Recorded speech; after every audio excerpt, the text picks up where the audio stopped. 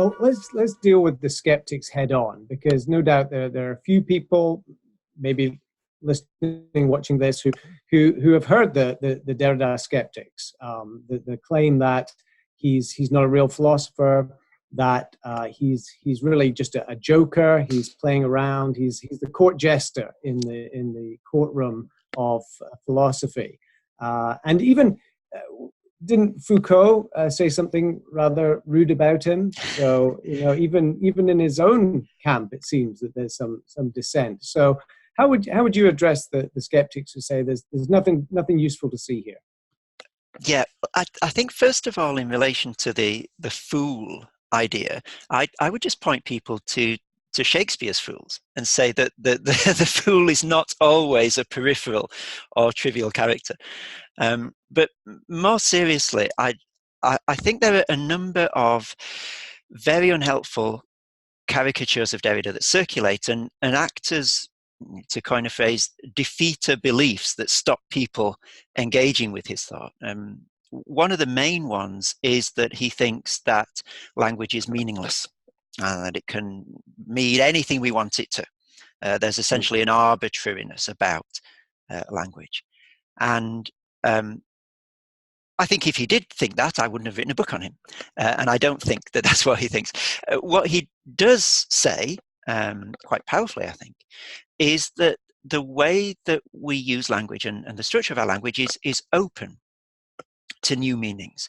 And in the book, I use the example of a barber shop to try and illustrate what this means. So when I used to get my haircut as an undergraduate, I went to a lovely barber's, Italian-owned barber shop called Carmelo. And it had outside one of those old-fashioned red and white striped barbershop poles in order to identify it.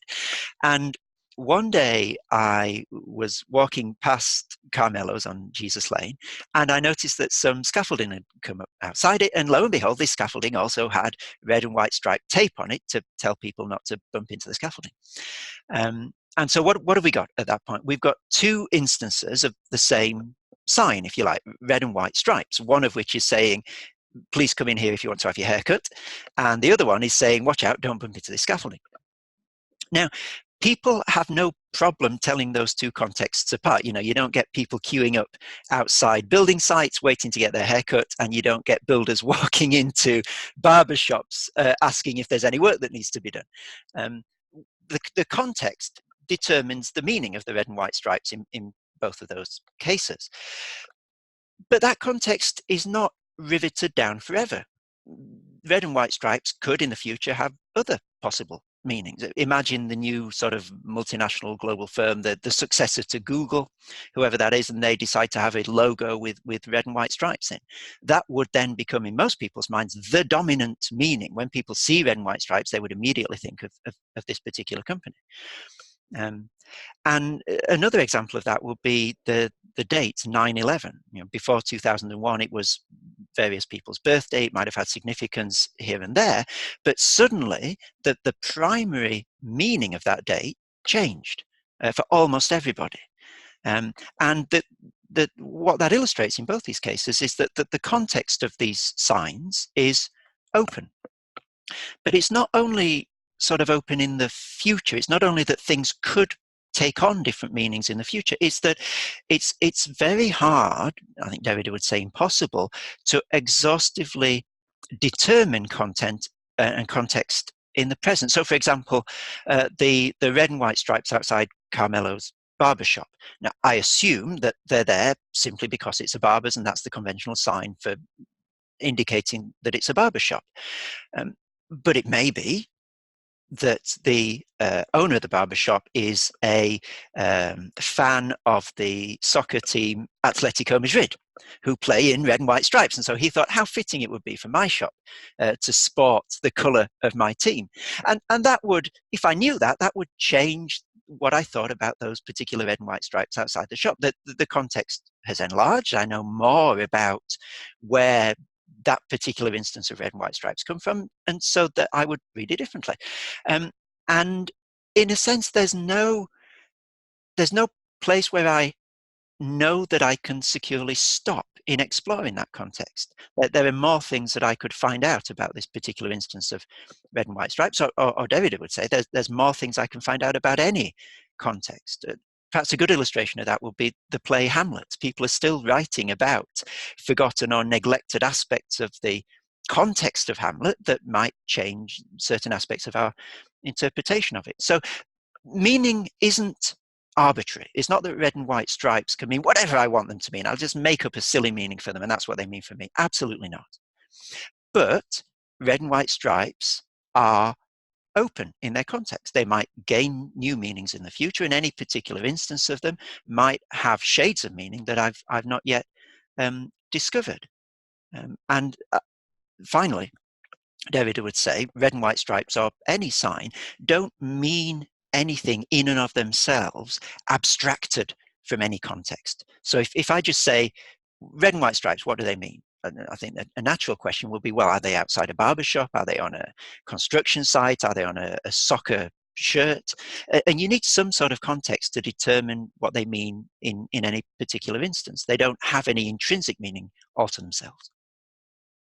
Okay, well, that sounds reasonable and plausible, but let me play devil's advocate for a little minute here. And suppose that the objection is not that Derrida thinks that language is meaningless, but that it has too much meaning, in that because context can change and there's an infinite number of contexts, then a text or a pole outside a barbershop or whatever can take on any number of meanings, and there's no right answer here. There's no determinative meaning.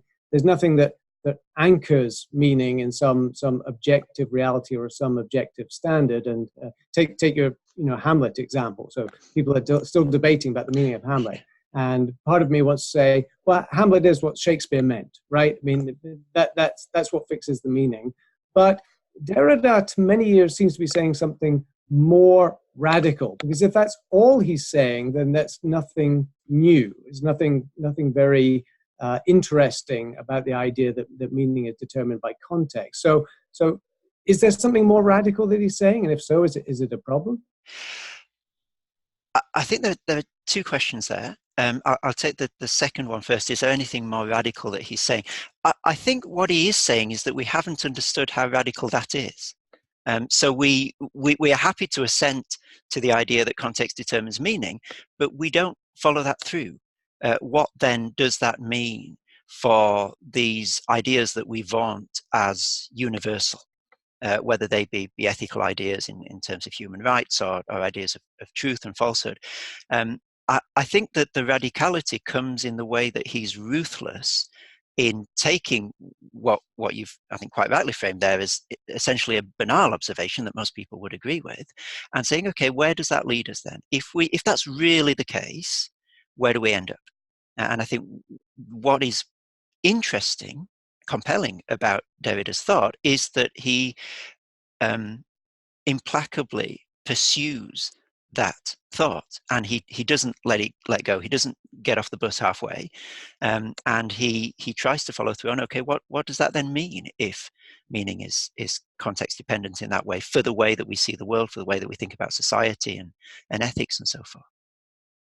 Good. Okay, that's helpful.